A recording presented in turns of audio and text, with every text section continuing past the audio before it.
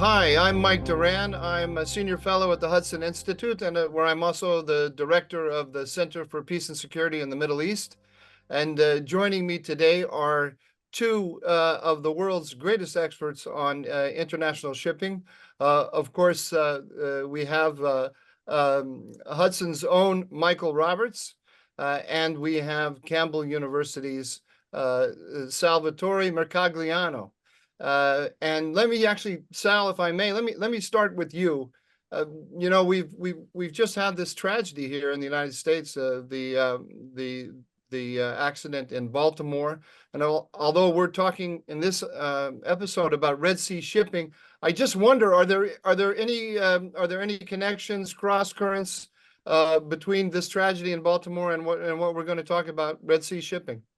Yeah, I come up with a couple, Michael. So, I mean, one of the ones right off the top of the bat is, our maritime infrastructure, how, precarious in some cases our maritime infrastructure is. We've invested a lot in roads, rail, and aviation, but we really haven't put a lot into, for example, supporting a bridge 50 years old with much larger ships coming through there. So, one of the things we've lagged behind is that. Second, this is a ship that was sailing out of the East Coast, heading to Sri Lanka via the Panama Canal. The reason it's doing that is because it can't go through the Suez Canal right now to get to Sri Lanka because of the Houthi. So, I mean, there's a routing issue here that we see. And then, the larger one too is we're about to see a massive salvage operation take place in and around the port of Baltimore. You've got to salvage a ship, you got to clear the channel. Right now, the port of Baltimore is closed. It's going to be losing $100 million a day in that. And one of the things that's going to be, should be talked about is the fact that a lot of the dredging and salvage equipment is going to be on scene almost immediately within days. And that's because it's based here in the United States. And, that's one of the advantages of requiring under the Jones Act that we have a domestic industry. We're going to see this. People are going to talk about the fact that, well, maybe this country has, bigger, better, but it would be weeks to get that equipment here. This is the issue we have when an accident and an incident like this takes place. You need immediate response. You don't need your police and fire department coming from overseas. You need them local nearby. And that's kind of the situation we're in. And all of this should highlight the importance of having a good maritime industrial base in the United States. Sal, I think we have to open this up a little bit for the general listeners. I learned about the Jones Act only when Mike came and joined us at Hudson. I'd actually never heard of it before. Then I did some Googling, and I found out it's a very actually controversial subject, and you clearly have a position on this. Can you just in a couple of sentences explain to us what the Jones Act is and what the Sure. arguments about it are? Sure. So, I mean, it's the Merchant Marine Act of 1920, which I argue is the very first American national maritime strategy. Specifically, we're talking about Section 27, which says that if you're going to move cargo and operate in the United States waters, you have to be U.S. owned, U.S. flagged, U.S. built, and U.S. crewed. And, it was the bedrock for lessons we had learned in World War I, where we found our foreign commerce, our international commerce sitting on the docks in 1914 because the world's fleets vacated our ports because of a global conflict. And if it wasn't for our domestic coastal fleet, we actually would not have been able to transport the American Expeditionary Force overseas. It would have been a major impediment to us in World War II. So, I mean, this is something we learned, a very hard lesson. You really needed this domestic infrastructure. And unfortunately, what has happened over a century is a lot of the other elements that supported the domestic merchant marine, the legs that support that base have been knocked out. And what we're left with today is the Jones Act, which helps maintain the U.S. fleet. We have everything from domestic commerce and kind of cargo preference that does that. And then, of course, programs like the Maritime and Tanker Security Program that keeps a U.S. merchant marine. But it's a big issue because it really goes to the heart of why we see issues like, for example, very expensive and difficult to build Navy ships because we're not building those commercial ships that were typically in the yard right alongside of them. And this, correct me if I'm wrong, but let's say the free trade purists, going back from the 1990s, have depicted the Jones Act as an unwanted intervention into the free market by the government, and they want to abolish it. And your argument here, if I read you correctly, is that abolishing it will take critical national infrastructure, maritime infrastructure, and put it in the hands of foreigners who may even be adversaries. Is that the way you would put it? I think like every piece of law, we need reform and there needs to be a modernization and we need to be looking at this. We need to have the discussion about it. But I do believe that, one of the things we're seeing, for example, in the Red Sea right now is you see ships flying open registries from other countries. And the reason many of those ships are in those open registries is because they're not paying the taxes for a U.S. Navy. And right now, what we're seeing is the U.S. Navy is protecting them. And that used to be the preference of national registries. And, because at the time that was the thing you did because the freedom of seas were contested for a very long time. But post World War II, that went away. We had the open commons. It was the dream of Hugo Grotius, and the freedom of the seas has come to fruition. But now we see challenges to it, and that is the Red Sea that we're going to talk about today. Okay, well, then you just put a lot on the table for us, Mike. Mike, let me turn to you and let's move to the Red Sea. Sal's done a good job of setting that up for us. With you as an expert on international shipping, when you look at this in the Red Sea, this conflict in the Red Sea, what are the aspects of it that stand out the most to you? Well, it's striking to me, Mike, that you have the Houthis, who are financed and directed by Iran, launching attacks on ships coming through the Gulf of Aden and the Bab el Mandeb, which is the main gateway into the Red Sea, and they're firing at commercial ships who have, as Sal mentioned, been sort of given free rein to travel the seas, and that's been the sort of the foundation of trust in safe travel on the seas for open trade for the last 75 years, if not longer. And that trust in a safe passage has gone away, and you have the attacks again financed by Iran. They give the Chinese ships and the Russian ships a pass, formally as a result of an agreement in the last week or two. They attack the U.S. flagships and other ships of other registries, and China has the ability to shut that down. But the traffic that's moving through the Red Sea is substantially trade between China and Europe. And you have American Navy ships and British Navy ships protecting that shipping lane against attack sponsored by Iran. It's a hard one to get your head around. Sponsored by Iran, and of course indirectly funded by the Chinese, since the Chinese buy 90% of Iran's oil. That's right. An interesting article today in Politico about that subject.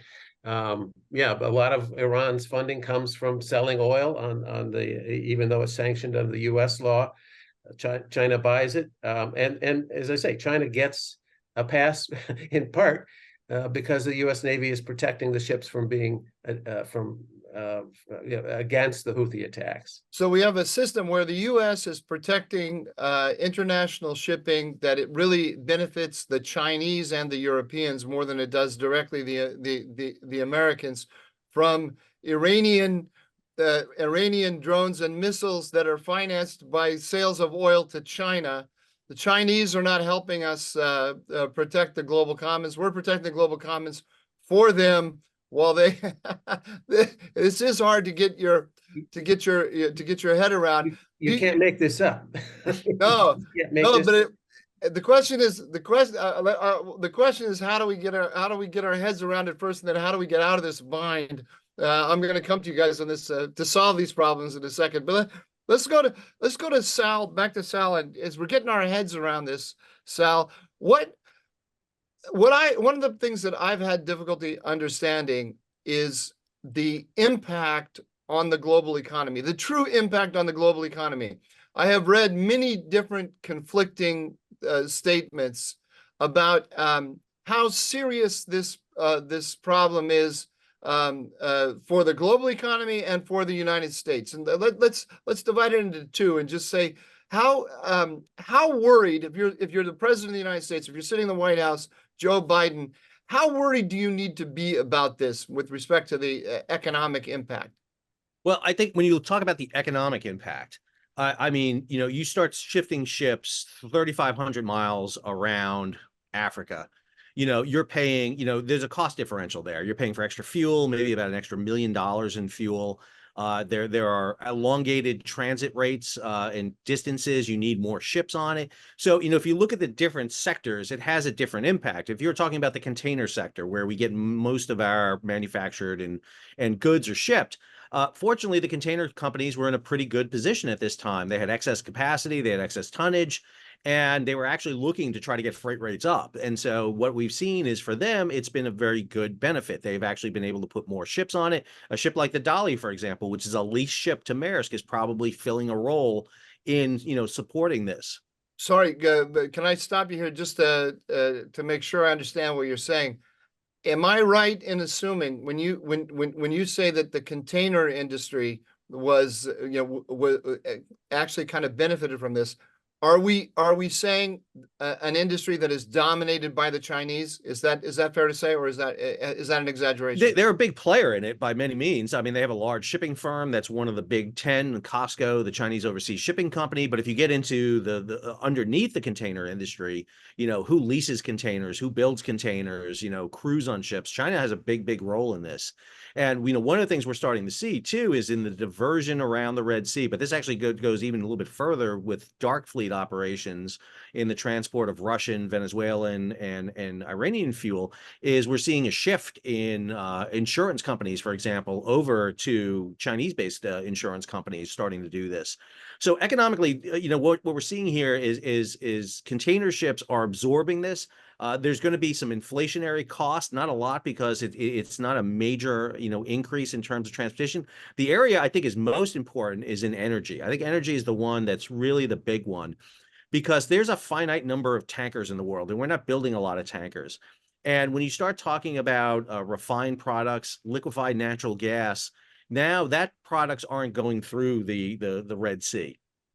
And because there's not enough of them, what we're going to start seeing is a demand. As you increase what's called ton miles, the amount of distance a ton of cargo has to sail, you need more capacity, you need more ships. If there's not enough ships, then you start creating a buildup of demand, and that will escalate costs. And the fear here that I think we need to be looking at economically is that we start seeing a regionalization of trade that, whereas before cargo can flow freely without a problem, but as you start putting barriers up, then you're going to start basically, creating areas where trade happens more on a regional basis.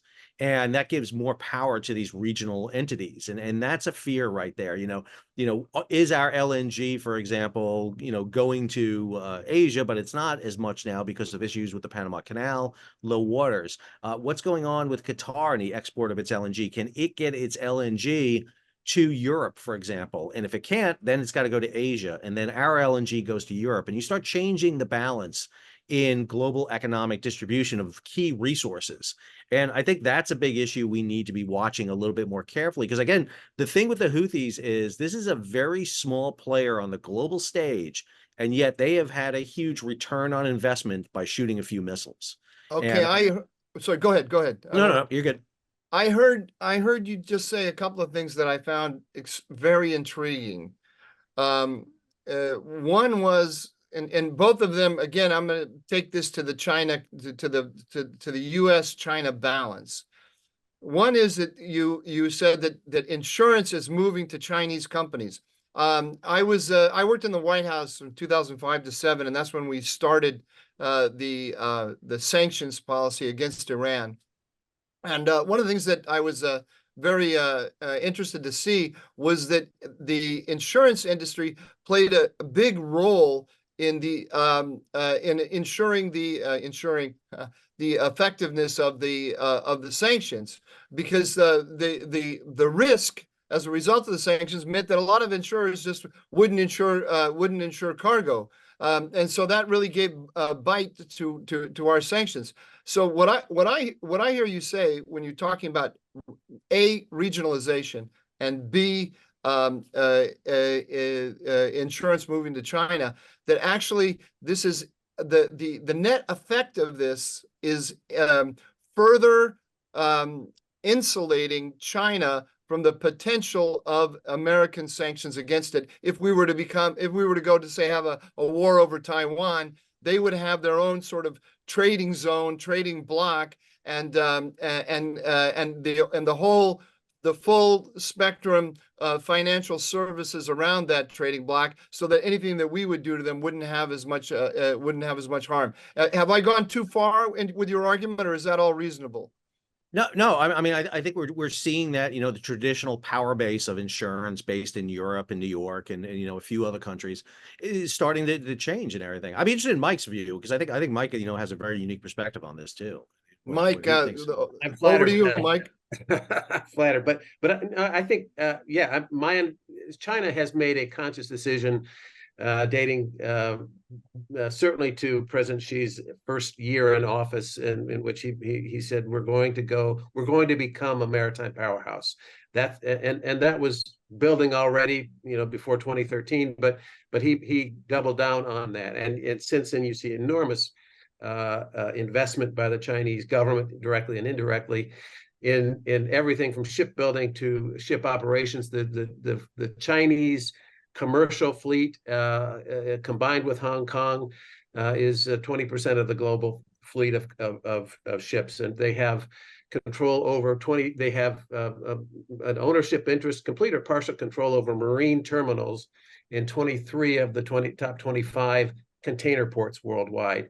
There's been a lot of in the news lately about the container cranes, that they have 80% market share globally, and they have grown their insurance industry and other aspects and finance of ships. So they have made this maritime cluster a very focused area of investment. And when you think about, when you just sort of put all of that into context, what they can do with it, when you think about all of the disruptions to trade we've seen in the last 5 years, the Ever Given getting caught sideways in the Suez Canal, the Black Sea as a result of the Houthi attacks, the drought in Panama, the Ukraine Russian invasion of Ukraine, the Houthi attacks, the Baltimore bridge collapse, the supply chain crisis we had post-pandemic. All of that has sort of brought home the extraordinary dependence we have created on international shipping to keep our goods supplied. Also, it's also shown the resilience of the system to deal with these things one-off, because Sal mentioned the cost. It's not even these major disruptions are not going to show up in the price of toothpaste. It just is it's such a small part of the overall cost. But if they can shut down trade, if they, being China, can shut down trade selectively because of all of their control over all of these levers in the international maritime supply chain, that's a concern to me. And I don't think that's. Can I ask you to? You clearly have a kind of scenario in your mind when you say that. Can you play out the scenario? The kind of nightmare scenario? Well, the analogy I always use is global trade, especially on the maritime sector, is like the circulatory system of a body. There are key routes that if you cut it, it kills it. If you clog the aorta, you're going to strangle it. But the problem is the Chinese have developed a way that they can apply pressure at small points. They can put a tourniquet on your finger, and it doesn't have a big impact, but I really like my finger, and I don't want to lose it, and it applies pressure. They can do it on your arm, they can do it on your leg, and that's the thing that the Chinese have been able to do right now, is be able to come up with these pressure points. They can apply pressure at point. They can slow a port down. They can, if Costco decides tomorrow, it's like, we're not going to ship to the United States. Well, you make the argument that's a massive economic disaster for them. That's going to be huge for them, but it's going to be worse for us, because that's 10-15% of the ships bringing cargo in, especially when we were at the point when capacity was at its max and there was no surge available. And that's I think where China can apply it, and more importantly, they can apply it to other countries around the world. I think it's a little more difficult against the U.S., but when they want, for example, raw material, when they want a rare earth metal, when they want a concession, you apply that against a small to medium-sized country, that is a lot of pressure. that the Chinese can do. It is not as overt as landing an aircraft carrier off your coast, doing a big, huge military demonstration. But when you can apply soft pressure like that, then that gives them a lot of influence. I mean, my analogy of the Chinese is they are more like the British Empire of the 17th century, or the Dutch or the British East India Company in some ways. They're mercantilistic. They apply this pressure by being, you know, the key route, and it's not a monopoly, but man, it when you don't have them, it hurts a lot. And I mean, you've seen it right now with the shutting down Baltimore. It doesn't kill the U.S. economy, but it's going to have a massive impact. And same thing with the Houthi. And if timed, Mike, if timed correctly, it could have a strategic impact. The episode that I have in my mind is the Suez Crisis in '56. The British and the French were going to topple Nasser in Egypt. They went in to take the Suez Canal militarily. Nasser blew up in Syria, blew up the oil pipelines from Iraq, the British pipelines from Iraq over to the Mediterranean. Nasser blocked the Suez Canal, put concrete in tugboats and sunk them so that no oil could get through the Suez Canal to Europe. And Britain only had two weeks worth of oil. And he turned to Eisenhower and said, "Let me have North American sources." And Eisenhower said no. And there was a run on the pound, and he basically Eisenhower brought the British Empire in the Middle East to an end as a result of that decision. That's very dramatic. But when I listen to Sal talk about the ability to pinpoint, to target a specific country, a specific supply line, I can imagine scenarios like that. Do you agree with that? I completely agree. I mean, to my mind, if you wanted to put it in terms of a Tom Clancy novel, the destruction began with a simple directive from Beijing: suspend immediately all trade and transportation involving the United States and Taiwan. And that order goes out to 7,230 masters of Chinese flag vessels and Hong Kong flag vessels, and the terminal managers at 100 ports around the world that are controlled by China. It goes to the crane operators that have a kill switch in cranes in U.S. ports and other ports around the world, and has been collecting information on container shipments for years, and knows exactly what's in the boxes that they need to interdict. And all of these people have protocols in place, and they paid off the right people in the ports that they're in.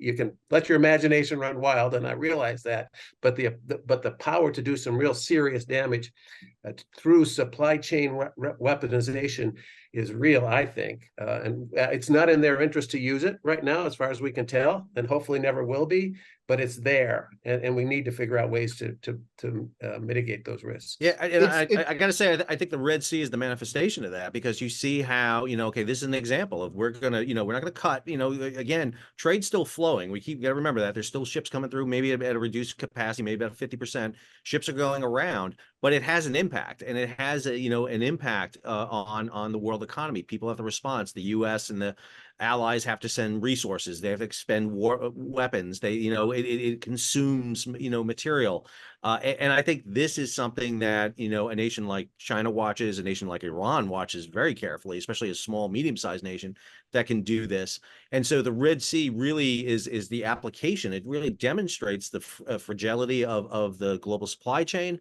and how we need to be rethinking this, because again, the days of the open common ocean, are starting to wane a bit, because we're seeing more and more of those confrontations out there than ever before, whether it's the South China Sea, whether it's the Black Sea, whether it's cables and pipelines in the Baltic. We're just seeing this all the time, and because we've created a global supply chain that is focused on two things: it's volume and velocity. You got to move a lot of stuff, and we got to move it quick. Anytime you have an incident, it tends to be big and inordinately impactful.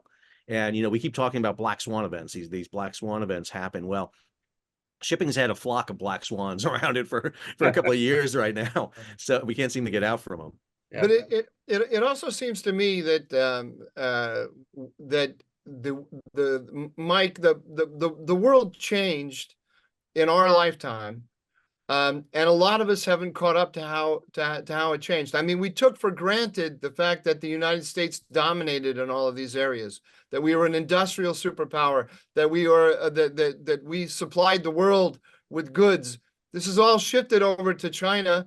We're the major financier of much of what happens, but we're not the industrial powerhouse we used to be, the manufacturing powerhouse, and we don't have the maritime infrastructure. And I see that this is a major part of your work, but the disparity now is so great, and the potential is the potential for abuse is so great. How would you, if you were talking to President Biden in the proverbial elevator conversation, you got 1 minute to tell him what are the practical things that you can do to start reversing this, or at least insulate us from the worst from the worst aspects of it?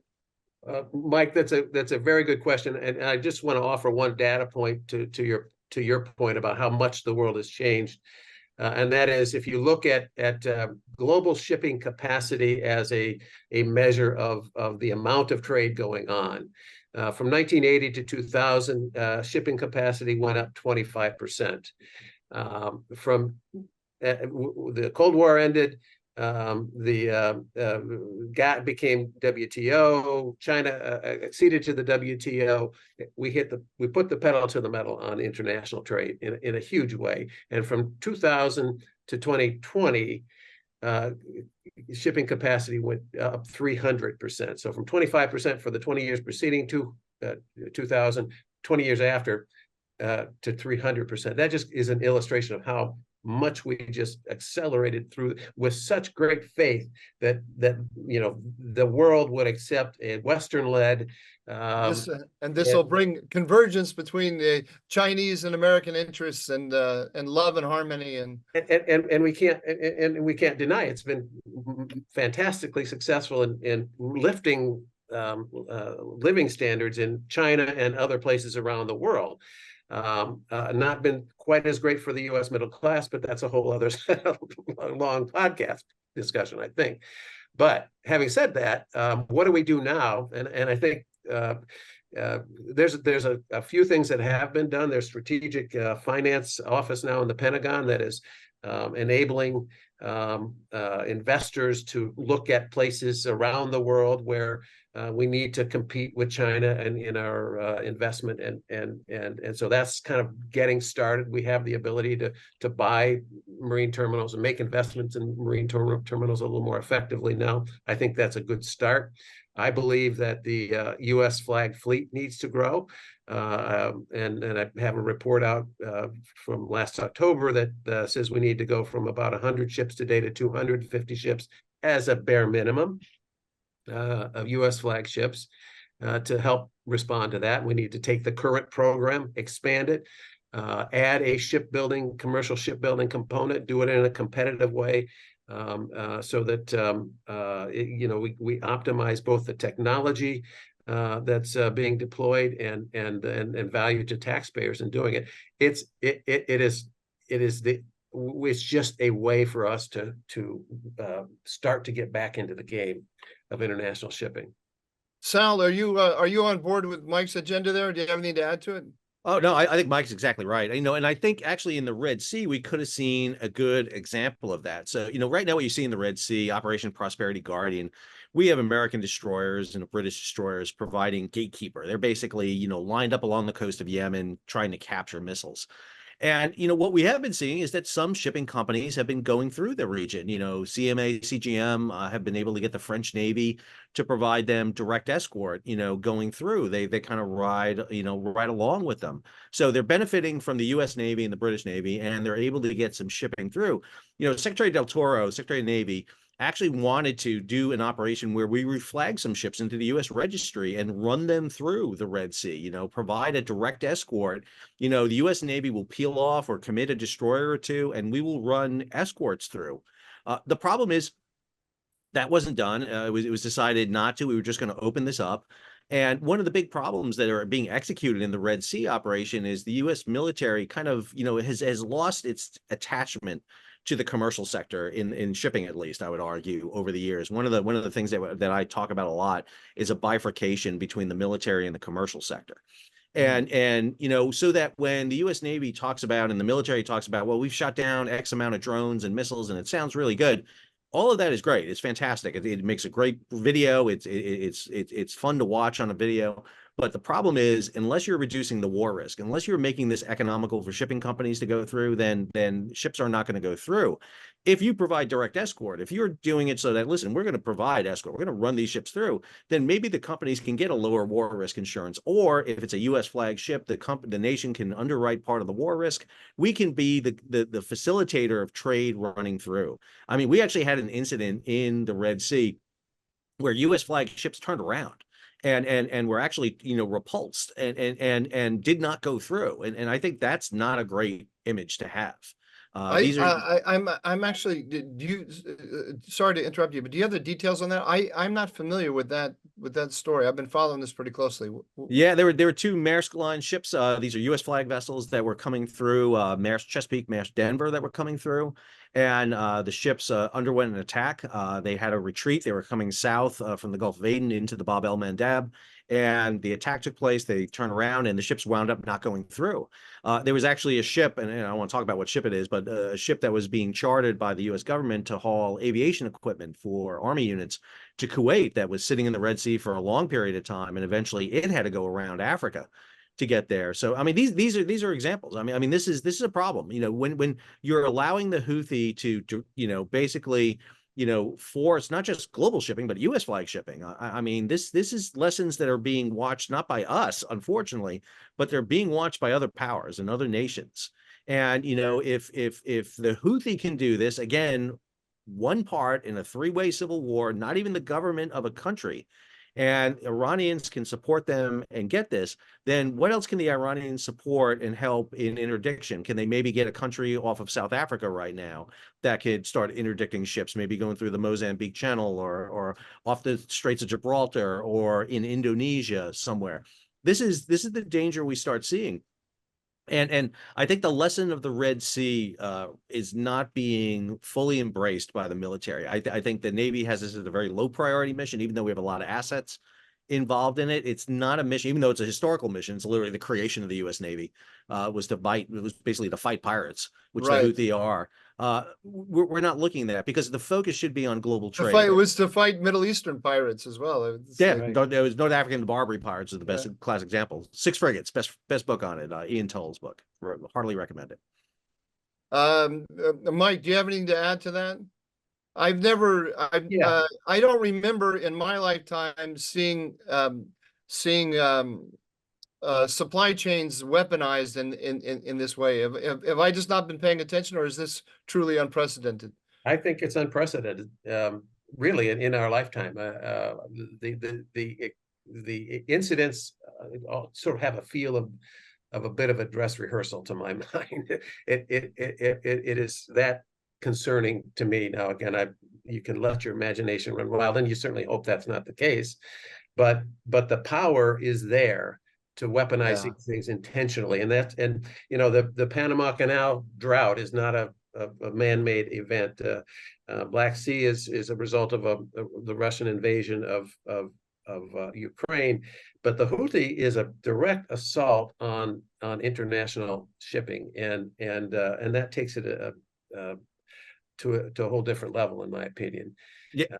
It's funny, Mike. I was reading a book not too long ago on Spanish Civil War, and I did not realize the element of this, but there was a massive neutrality patrol that was set up because Spanish were sinking commercial ships going in and out of the region, and so there were actually submarine attacks launched against vessels. This is a precursor to World War II. Where you had this, and it's very eerie. A lot of people like to make the analogy. This feels a little interwar, kind of like what we're seeing, and it does in some ways with again the reemergence of great power competition. This is the thesis of Bruce Jones from the Brookings Institute in his book To Rule the Waves, where we're seeing once again this kind of confrontation on the high seas. Well, now I think all three of us here have a dark imagination. So that's only in the positive way, in a positive way. yeah, in the best sense of the word. But but I think that's one of the reasons why I'm politically conservative. It just you start thinking about where your mind immediately goes to the worst case scenario, and you don't necessarily think that we're in the worst case scenario, but you can see the things that can go wrong. There must be people out there. I assume even in the White House, given that they don't seem to have reacted to this with the same degree of urgency that I have about it, who don't see this, who see some kind of mitigating factors that we're not talking about. Can you, Sal? Let me start with you. Can you give me a sense of what the counter argument is to what you guys are presenting? Maybe turning to you guys to say what's the argument against you isn't the best way to get it. But what are the people who think that this isn't that big of a deal? What arguments are they making? Well, I mean, I think the argument is kind of what, Mike talked about, the fact that, post 2000, we've seen trade explode. We've seen, the standard of living across the planet rise. We have seen, global shipping has been the greatest beneficiary. Guys like Malcolm McLean should be, statues should be erected to this guy, for coming up with the container and coming up with these concepts, because they have been good. And it'll make that most people would make the argument, like this is the fruition of free trade. It is globalization on, a level never before seen. Mark Levinson's second book out talks about this. The third era of globalization is the 1980s forward, where we enter this new period. The problem with that is it's very idealistic, and the concept is, well, this is always going to work. But we can talk about the idea that I'm a huge free trade guy. I read Adam Smith. I love free trade. I love it all. The problem is it's not free trade. Free trade has certain caveats, and when you don't have free trade, then you have the scales tilted. And, we kind of turned our eye against that. We kind of just didn't look at that. What China does in terms of shipbuilding and everything is the perfect example between direct and indirect subsidies. It's massive. I mean, to make a comparison for how much it costs to build a ship in the U.S. versus China I can't even buy those arguments, because you are not looking at the actual costs, because so much is that hidden. And it's very idealistic, because no one wants to second guess. We live in a world where we don't want to think for a minute that the underpinnings of our society, our economy, our trade can ever be disrupted. But we found that out very brutally in the case the other morning when the Francis Scott Key Bridge came down. I think that's, for me, was very 9/11-ish in its imagery in some ways. It just a stark indication. I think same thing with what's going on in the Red Sea. I think the administration and a lot of people haven't done enough to discuss to the public and to even the government officials what the impact this has and what this means. We're adjusting to the new norm of a Red Sea that's at half capacity, but there's a lot of implications. What happens with Egypt with half the Suez Canal tolls? What does that mean in Middle East stability? What happens when the next event hits and we have another piece of pressure on that global supply chain? And again, we're very comfortable with everything in, but the world woke up in the United States, I would argue, when all of a sudden there was no toilet paper on the shelves, because that hit it home. That hit hard. That's a big lesson. That's a big lesson that affected everybody. I remember that moment. Yeah, but that leads to things like a Republican congressman from South Dakota and a Democratic congressman from California writing the first piece of maritime reform legislation in 25 years. You get these weird alliances that people start waking up to it. And I'm not a big fan of the bill. There's a lot of issues with it, but it opens the minds that we need to be aware of these events, and what we're missing here sometimes is contextualizing them. Mike, you have anything to add to that? Yeah, I was more concerned about getting the sanitizer,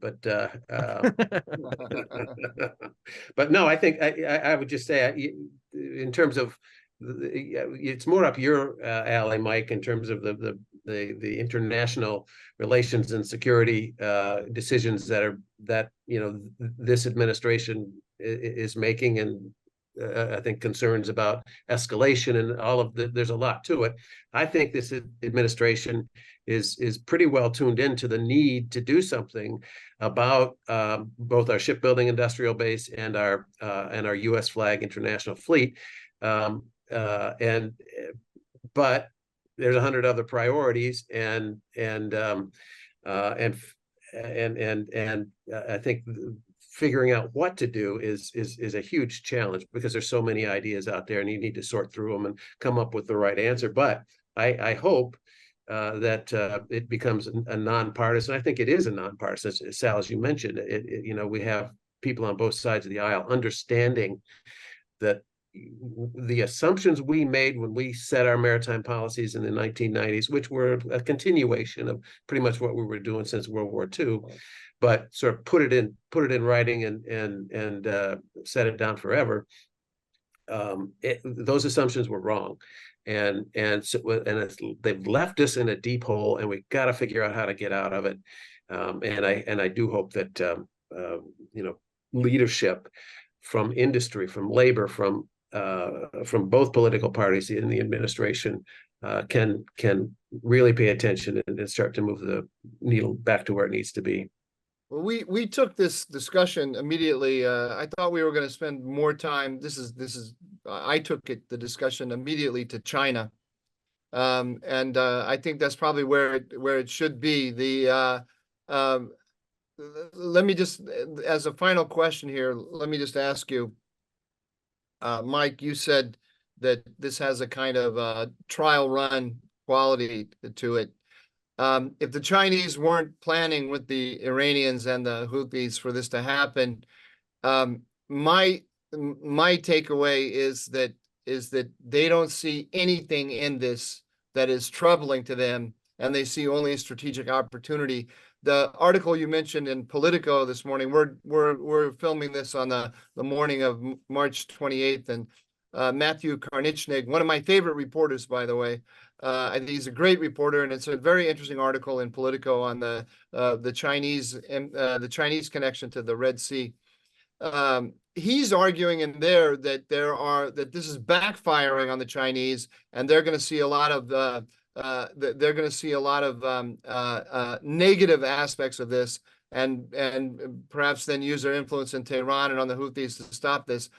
I'm not convinced, and everything you guys have told me tells me that they only see opportunity here. Is it just as a final word? Is that what you would think, or is there something to the free trader argument that they're gonna see that they have a stake in the global commons just like we do, and we can rely on them to work with us to tamp down this kind of behavior? Well, that's a really good question, Mike, because that was one of the questions I had when this started, 4 months ago.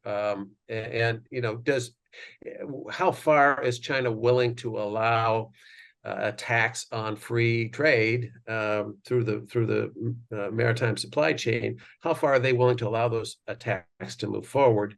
It would not seem to be in China's interest to allow this to happen. Yet they have done so, and done so in a way that insulated their own vessels as much as possible, even though mistakes have been made and some of them have been attacked anyway. But it seems to me that that's one reason why it feels like a dress rehearsal, because the economic impact to China would be greater if the U.S. government wasn't repelling those attacks, ironically enough. But it seems to me that they're willing, the Chinese leadership is willing to impose some amount of hardship on the Chinese people in order to test these things out. Again, who knows what's really going on there, but that's certainly a possibility. Sal, you get the final word here. What's your take on this, or on anything else you want to add? Yeah, I mean, I think China may learn a lesson that the United States learned a long time ago, that, if you unleash your proxy, you may not be able to control that proxy. What happens if the situation, rectifies in Israel? Do the Houthi continue attacks, or do they sit there and say, I like our position, we're going to keep doing this? This is something we learned time and time again. I do think for China, but they are looking at this again as part of what they, put into the Belt and Road, which is these, build in contingencies into your supply chain system and supply routes. Why are they interested in the South Pacific? It doesn't make any sense unless you can't go through the South China Sea, and then you got to sail your ships via that route. So I think they're always kind of looking at this. I think the Chinese are kind of laughing a little bit that they're the ones sailing through the Bab el-Mandeb right now with the U.S. Navy guarding them while the U.S. ships get turned around. I think politically this is great for China. They have to be laughing about that. Yeah. This is something that to I'm them. I'm laughing too, but I'm crying while I'm laughing. It is, but but we have talked about this for a long time, that the greatest beneficiary of the freedom of the seas is China. I mean, they are the greatest beneficiary about that. And let's be clear, they're developing a navy that may not be able to go toe to toe against the U.S., but if the Houthi get out of line for them, they can hammer the Houthi very, very easily. They can actually send a force that can do that. And I don't think China would have any compulsion to do that. I think they can be very expeditionary if they want to. And we're really seeing a China that's a lot different than what most of us remember. But if you go in history, this is the China that existed of old. This is the China of the 14th century, where it sent its treasure fleets and around the world, and they were able to move goods. And Chinese are very good in their history. They love their history. They know it better than Americans do, and it's a really long history. It's 2,000 years. And I think they see it again, always playing that long game for them. And as long as as long as their trade's moving and they're able to get the imports they want and the exports out they want, then I think they're going to be happy with it, even if it's got to go a longer route. So what they have that we don't have is a very, very, very clear and focused understanding of the national interest. And no fictions about general principles that they need to uphold in order to look after themselves. That's the problem. That's a problem. Having multiple parties have. It's really easy when you're one party and you just have one person in charge. Anyway, that's my editorial comment. Guys, I'll bring it to a close here unless there's something really important that you think we missed and you want to say. All good here. Thanks, Mike. All right. Gentlemen, thank you. This has been, sorry, Sal, what'd you say? No, I'm good. So thank you. This has been really, really enlightening, a little bit depressing. But as I say, I have a dark imagination, so that makes me feel good. All right. Take care, gentlemen. Thank you. Thank you. Thank you.